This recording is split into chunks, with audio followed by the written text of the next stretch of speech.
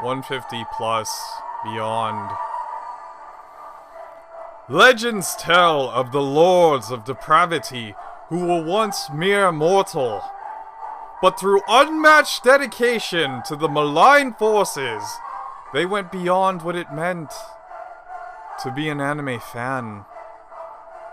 It is unknown if these people even exist.